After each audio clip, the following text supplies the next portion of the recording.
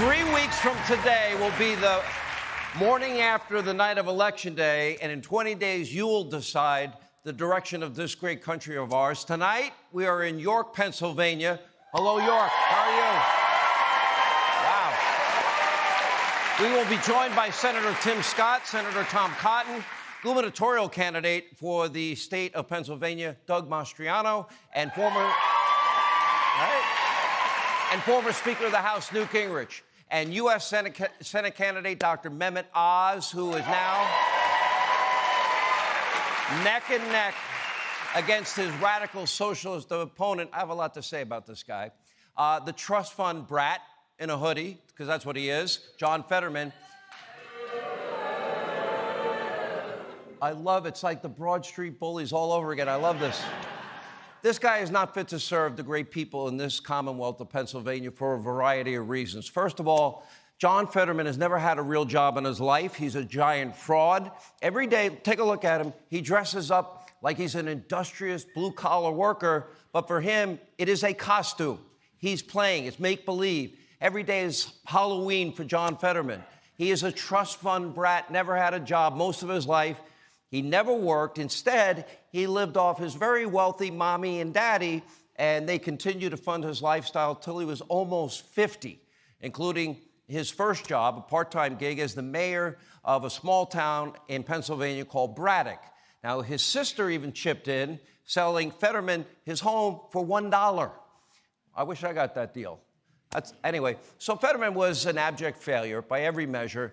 And during his time in office, violent crime in that small town went up dramatically. The town's population went down 21%. The median income went down to less than $15,000. And Fetterman was best known for not showing up at any council meetings because he missed most of them. Now, he also gained notoriety after a CCTV footage captured him vandalizing a local African-American-owned business. He did this in the middle of the night.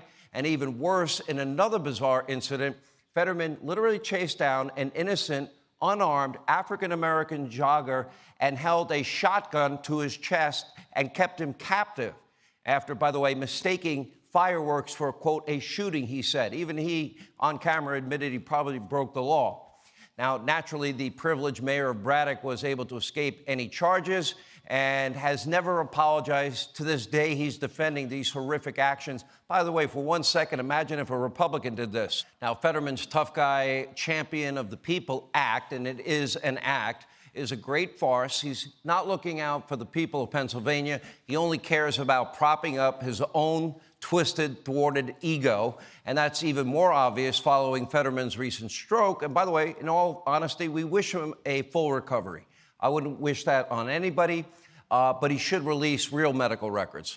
Unfortunately, we do not know exactly how bad it is or why Fetterman has that giant lump on the back of his neck, because he refuses to release his medical records. Dr. Oz, in fact, has, and it's now more obvious than ever that the Democratic candidate for the Senate in Pennsylvania is not, well, cognitively competent. Take a look, you decide. We already knew that this is going to be a tight race. How you're feeling and how you're doing? I'm doing fantastic, and it's not about kicking balls in the authority or anything. The Eagles are so much better than the Eagles.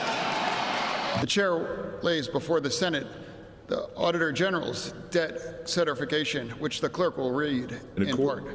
In accordance with the provisions of Article 8. This will be noted, and the journal will be filed in the library. Being anti-union is anti-American. What is wrong with demanding for an easy, safe kind of their income? Again, we really, truly, honestly, sincerely wish him a speedy recovery, but he does owe it to the people of Pennsylvania to release his real medical records. That should be fair game for any candidate. Now, his first and only sit-down interview since that stroke wasn't any better. It looked so bad that Fetterman's wife called for the NBC reporter conducting the interview to, quote, be punished. She was so mad because the NBC reporter told the truth, accurately stated that Fetterman seemed unable to make small talk or contribute to a normal conversation. Now, I'd normally play that, but we don't have time right now. This is really bad, but Fetterman's policies and beliefs are so much worse. Now, mark my words. He is a devout socialist. He is a hardcore Bernie Sanders fanboy. He wants to legalize hard drugs. He wants the taxpayers to fund safe injection sites in Pennsylvania for heroin addicts. He wants to raise taxes on small businesses. By the way, he didn't even pay his own taxes. He wants no limits at all on abortion, meaning you can have an abortion an hour before you're about to give birth. He also vowed to prosecute grocery store CEOs and CEOs of energy companies. Energy is an $80 billion industry in the state of Pennsylvania. At the same time, he wants to release violent criminals from prison. And this includes, by the way, first-degree murderers. For example, as Lieutenant Governor, Fetterman voted to release a gang member who admitted to killing a teenager for heroin money. He also voted to release a deranged murderer who hacked someone to death with garden shears, and another man who referred to himself as the son of the devil and frequently bragged about all the people he killed. Now, ultimately, at least 10 convicted first-degree murderers are now back out on the street thanks to John Fetterman, and we're just getting started. Fetterman once promised to empty the prison population by a full third in the state of Pennsylvania. He seems to idealize violent offenders, even proudly displaying gang memorabilia in his home. And during Fetterman's term as lieutenant governor, the murder rate in Pennsylvania's biggest city, Philadelphia, went up a whopping 40%. The murder rate has now reached an all-time high in 2020, and it's even higher in 2021.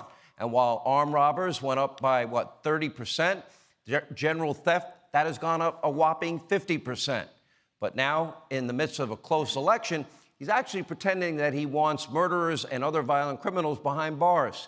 He also now is walking back on his promise to free all of them. That's right, all convicted second-degree murderers. Fetterman is once again lying. So mark my words, in Pennsylvania, if he gets elected, the country will be less safe and secure as a result. And it's not just his desire to empty prisons. He's also a lifelong opponent of the fossil fuel industry, especially fracking, an literally $80 billion industry for this state. That's what he said a few days ago. I support fracking. I support the energy security that we should have in the United States. Fracking. Yeah, fracking. No, I don't support fracking at all, and I never have. I don't support fracking. I think it's something that has to eventually go away. So there's Fetterman on tape lying through his teeth, and there's nothing genuine that this trust fund brat in a hoodie, there's nothing genuine, sincere about the guy. He claims to be a man of the people, and then what? You're going to release violent criminals into the people's neighborhoods? You're going to pretend to be an ally of the African-American community and then vandalize their businesses or hold an innocent person at gunpoint? You purport to be a big tough guy, and then you whine and complain and cry whenever anyone says something that you don't like?